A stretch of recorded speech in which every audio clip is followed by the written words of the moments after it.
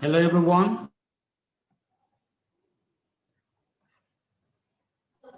Hello. Hello. Hello, hello, everyone. Hello. Hello, Mr. Hi.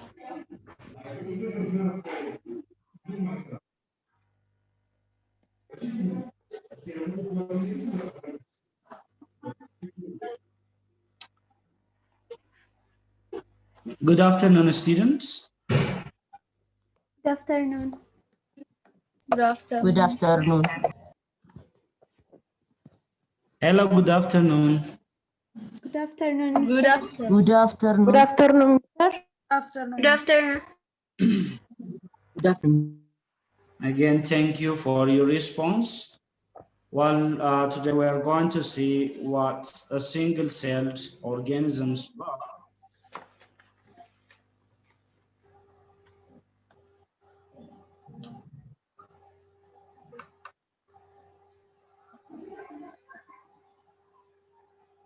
Okay, let's start our discussion.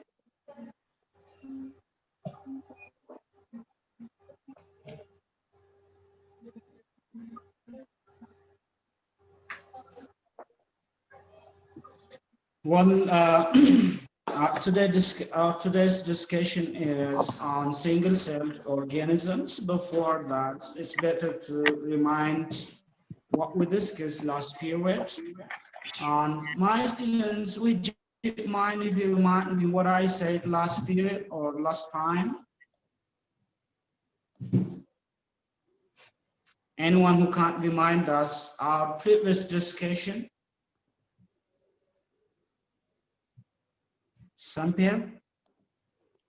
We have talked about life and cells. Life Okay, what we said about the life? Life is composed of cells, and it allows for evolutionary and adaptation. Sorry? Life is composed of cells. Okay. Any other?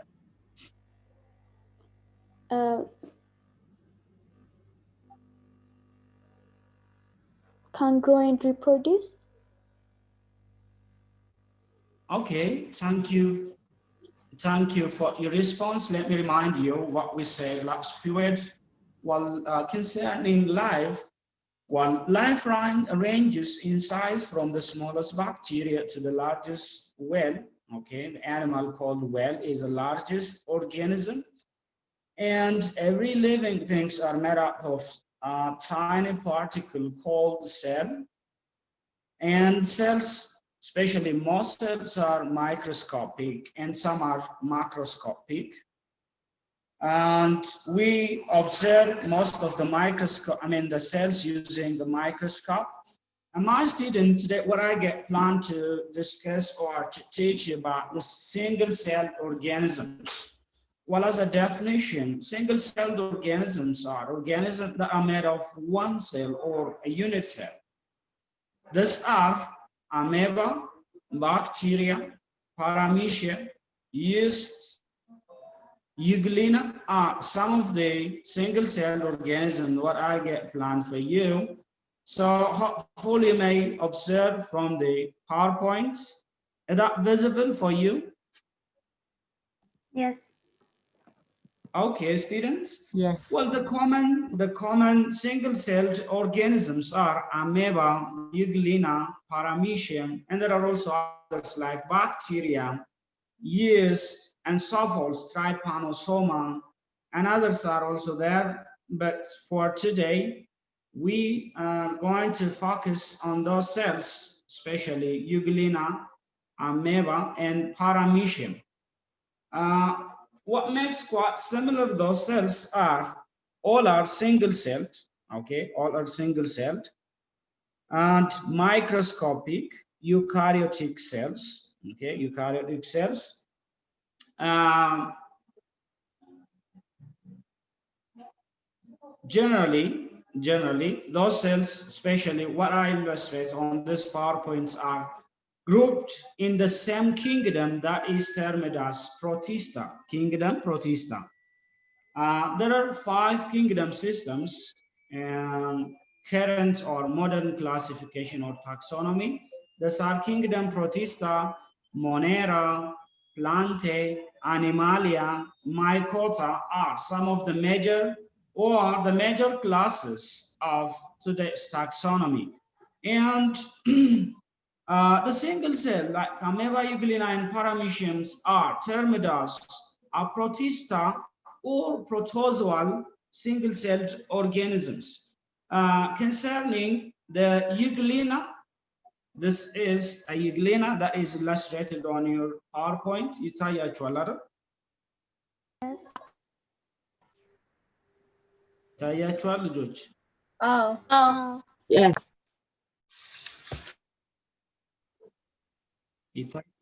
Okay. So generally, the Protista or Euglena, this is Euglena, is a single-celled Protista, and it lives in freshwater. Freshwater, when you say, this is a habitat especially for many living things, single-celled organisms. As a result, Euglena is found in freshwater. And concerning its nutrition, it proceeds both photosynthetic at the same time and also acts like an animal, like that is what you call heterotroph. My students, that's what autotroph and heterotrophs are. Autotrophic organisms are organisms that can manufacture their own food or prepare their own food, while the heterotrophs are organisms which are dependent on the other autotrophs or organism that prepare the food. So Euglena, in short, is a protista that show unique feature. Unique feature. What kind of unique feature? Euglena shows both animal and plant characteristics. Even that is quite difficult to classify it as plant or animal, but currently there is a kingdom system that is commonly called the Protista, where we classify this single-celled organism. Another thing concerning the Euglena, nutritionally, or unlike that of other organisms, it can prepare its own food using its chlorophyll.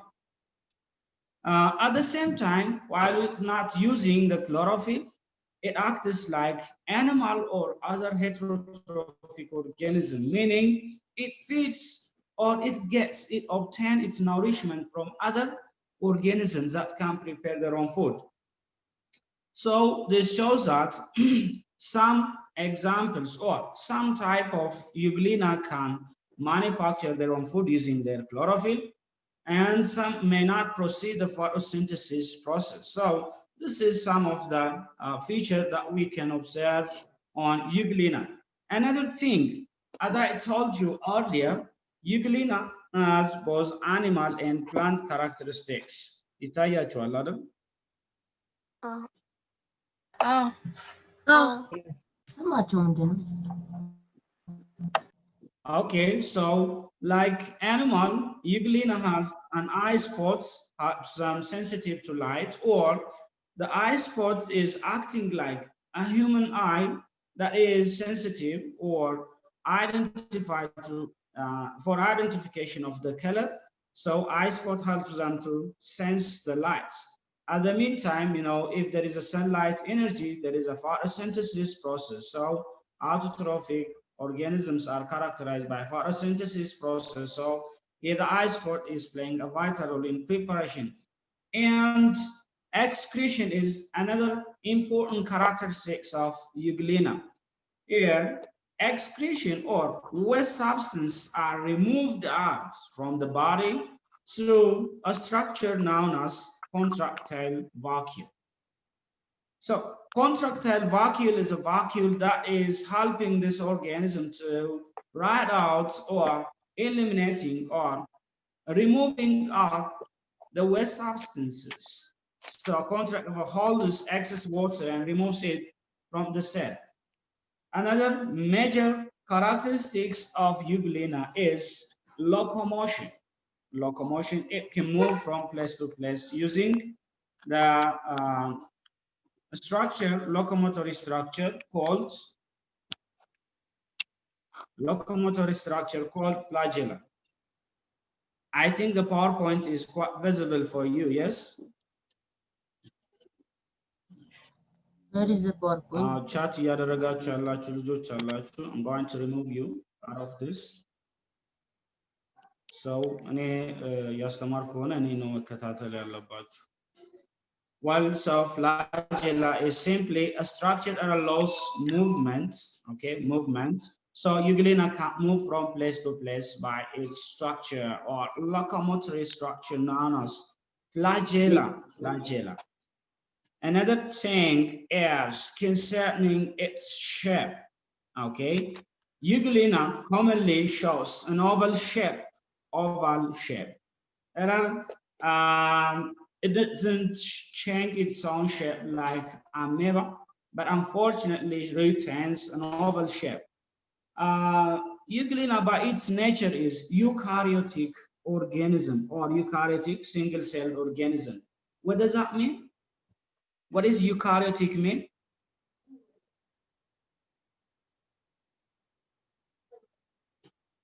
Anyone who can tell us about the definition of eukaryotic cell?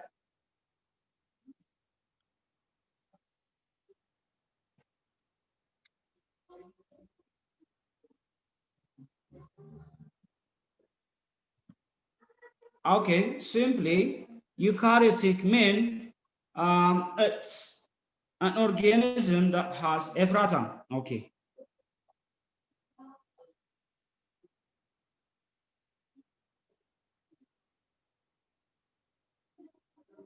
Ephrata, are you going to answer?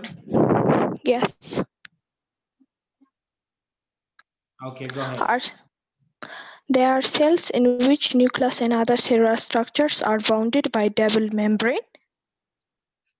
Excellent, definitely. So literally eukaryotic organism, what we say, we mean that an organism that has or have a true nucleus that is bounded by the nuclear membrane at the meantime, and also contains structure, cytoplasmic structure that are bounded by the membrane. So this was our last time's discussion. Why we're discussing on cellular organisms. So simply, Euglena is a type of eukaryotic cell, meaning a membrane-bounded organelles at the meantime the true nucleus. So especially shape does change easily, so it can move around because of its locomotory structure. Nucleus is bounded by the nuclear membrane, or we know that nucleus is also termed as the boss office or the palace of the cell, since it contains a master molecule that is controlling all the activities of the cell. So it's serving as a controlling side of the cell. Well, an outer membrane part that is commonly termed as plasma membrane or cell membrane is also there in Euglena like animals. So this is a part of a cell or a membrane that controls the out and in materials of the cell. Another thing, what I am going to introduce for you is amoeba. Amoeba. Before proceeding to amoeba, if you have any question on Euglena, please.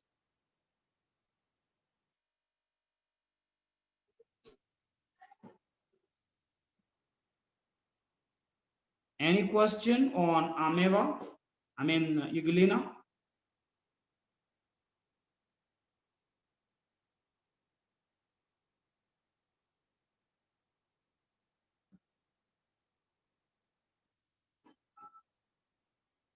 No question? Okay. So let us proceed our discussion that is on amoeba. So students, like Euglena, amoeba is also classified as kingdom Protista. Okay, it is classified in kingdom Protista, meaning it is similar to protozoa. It is similar to protozoa and found in fresh water. Okay, the free-living amoeba is found in fresh water, sometimes in salty water that feed on decayed substances, or sometimes it also feed on small algae and bacteria. But this is quite different for the parasitic form of amoeba that you commonly know, int amoeba histolytica, that causes a serious problem, especially it breaks down the intestinal tissue and also cause a mucousy fecal material. So the amoeba, especially the parasitic amoeba, is living in GIT or gastrointestinal tract, especially in human gastrointestinal tract. So it capture and release energy as parasite, sometimes as a free living. The parasite one get energy by penetrating the tissue of human intestine concerning its reproduction. Before that, how it excretes, simply like that of the Euglena, it removes out the excess substances or excess water. At the same time, sometimes waste substances are also removed out using the contractile vacuum. Locomotion is still possible in amoeba, or movement is possible. What do you call the movement structure of amoeba? What do you call the locomotor structure of amoeba?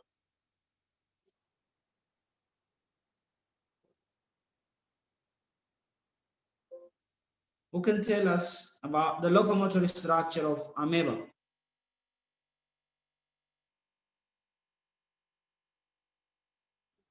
Okay, that is pseudopodia. Pseudopodia. So pseudopodia is a structure, a locomotor structure that allows for amoeba to move from place to place. And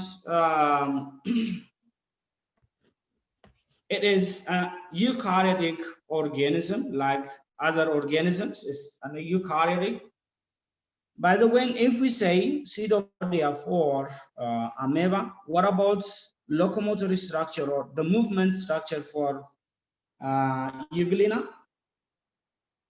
ለአሜባ ሲዶፖዲያ ካልን ለዩግሊና ምን እንላለን?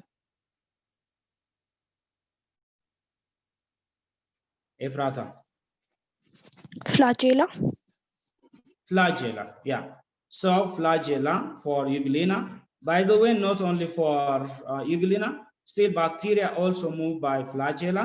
But here in the amoeba, the locomotor structure is the false feet or pseudopodia that allows the organism to move from place to place. At the meantime, it also uses this pseudopodia to engulf or to take the solid food. Okay, so amoeba take, especially the parasitic amoeba, take the red blood cells of human intestine to the digestive system is through engulfing process by using its pseudopodia. So pseudopodia serving as food collection as well as for movement structure. So here there is bifunctional structure. So this is concerning the removal of excessive water and locomotion. Locomotion means movement. So this picture, this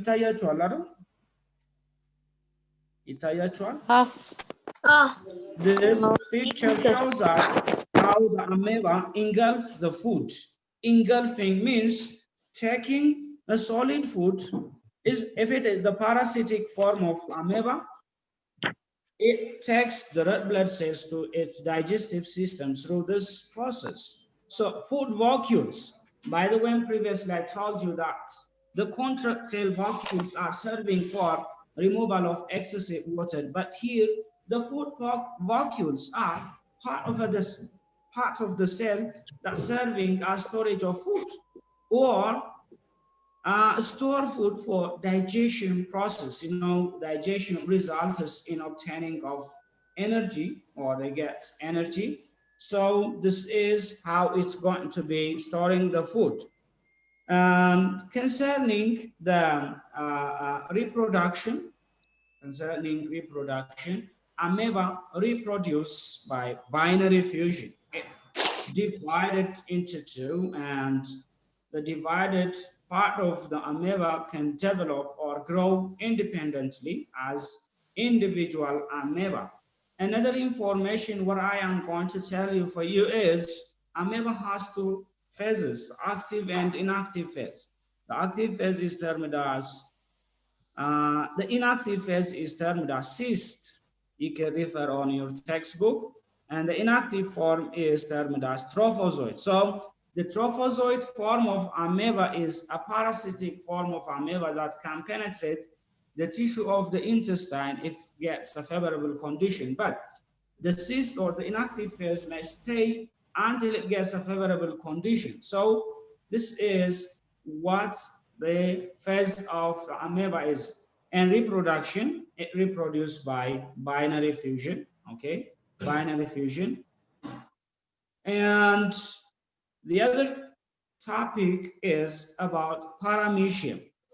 Before that, if you have any question concerning the amoeba, or you can also ask on the previous topic, that is Euglena. So, my student, do you have any question?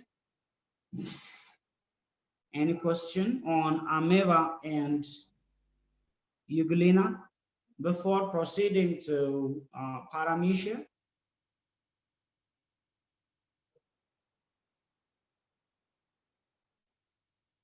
Question?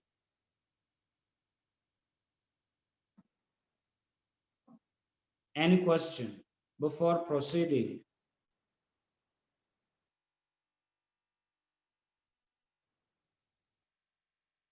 Okay, no question. So let us proceed to another topic, that is paramecium. Paramecium. Well, as you observe here on the picture, it quite resembles, or it seems like a sole of your shoe, okay, or it's a slipper shape. So found in freshwater. Concerning the habitat or the location of paramecium, we found it in freshwater. So if it is in freshwater, we're expecting its nutrition, or as of free living, it feeds on small algae and bacteria. My students, let me tell you one new information on this cell, unlike that of amoeba and Euglena.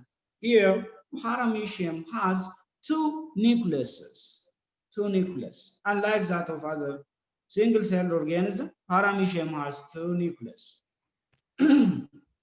One is macronucleus and the other one is micronucleus. The macronucleus is involved in vegetative, especially on metabolism, okay, metabolism, meaning obtaining energy. So the macronucleus involved in general metabolism, while the micronucleus involved in reproduction. Responsible for reproduction. I'm sorry? The micronucleus is responsible for controlling reproduction.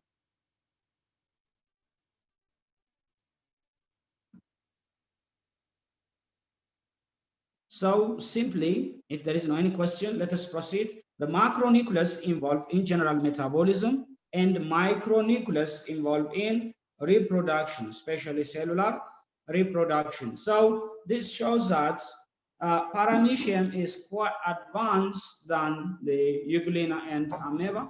At the meantime, there are also other single-celled organisms. So my students, this is a unique feature for paramecium, how it feeds concerning the feeding process of paramecium. It capture and release energy or feed on a small bacteria and algae. Okay, this can be carried out, or the food is collected by its locomotory structure known as cilia. Cilia are many hair-like structures which are bounding the cell and serving for movement and collection of the food. So as flagella is for Euglena and bacteria, pseudopodia for amoeba, here in paramecium is cilia. So cilia serve as locomotory structure or movement structure of the paramecium or paramecium. Here also you can observe what the internal and external structure is quite resembling for paramecium. I think the first explanation or description is missed from this picture. The observe here on number 1 shows a hair-like structure that is cilia. So what is cilia is simply it is a locomotory structure or a movement structure. Paramecium move from place to place using its cilia, okay, using its cilia. Or sometimes it also used for collection of food. It collects the food using its cilia, and also used for sensation. For example, if there is an heat or other parameter that is harmful for the cell, it senses using a structure known as cilia. Well, the second thing is outer membrane, that is cell membrane. We all know that it controls the in and out materials and materials. And the third one, the macronucleus is there, and as a nucleus, it controls the activity of the cell, and also it undergoes the general metabolic process. And the fourth one is micronucleus. It involved in cellular reproduction. By the way, paramecium reproduce both sexually and asexually. Okay, asexually by binary fusion and sexually by conjugation. Okay, you know, conjugation is a simple type of sexual reproduction in which the organisms near each other and exchange genetic material that is commonly known as chromosomes. Okay, chromosomes. And here on the fifth level shows a contractile vacuum. Here also similar. It is used to remove out or ride out excessive water. You know, if there is an excessive water in the cell, it will allow to burst. So they maintain or balance the amount of water using their contractile vacuum. Well, the sixth, oral groove or mouth pore. Well, similar to other organisms, this serve us to enter or get the food, the solid food. And there is also known as anal pore, okay, anal pore, that is helping the organism or the cell to eliminate or avoid, right, waste substances, okay, the waste substances. So this shows how paramecium is well structured. So you can also see here on a given picture,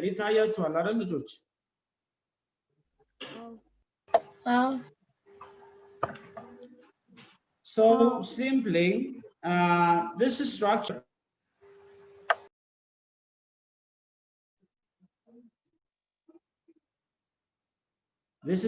shows that they leveled and pigmented or stained paramecium. Unfortunately, this is done to illustrate for you the internal part. But in real nature, paramecium is not pigmented, rather it is colorless. Okay? When you observe it under a microscope, you may observe it as colorless. So in order to identify the internal part of the cell, you may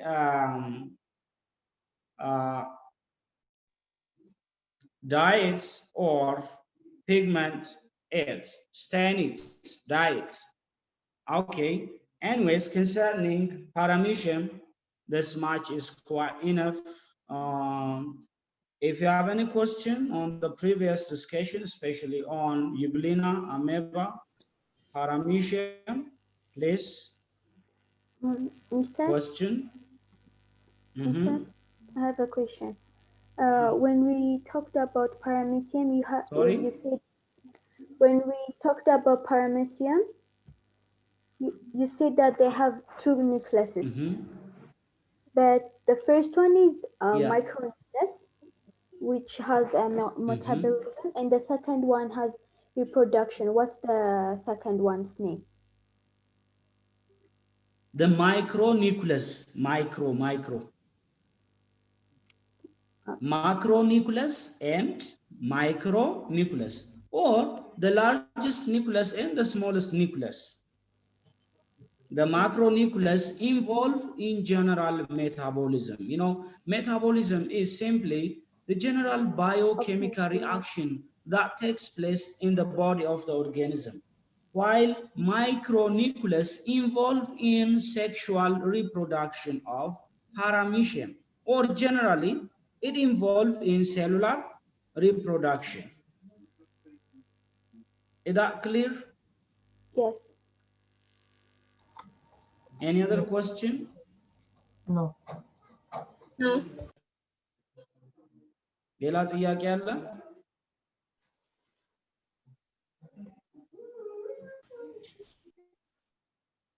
Okay. Nanata?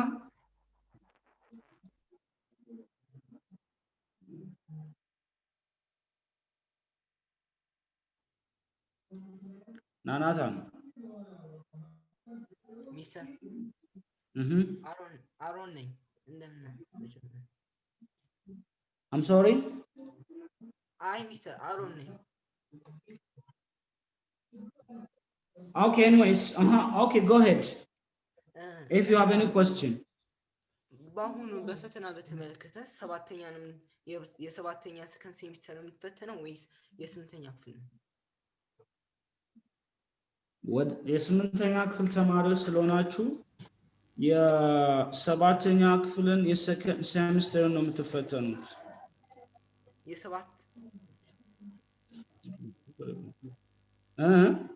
የሰባተኛ ክፍል የሰከንድ ሴሚስተር ነው። Anyways, thank you. Have a nice day. Thanks,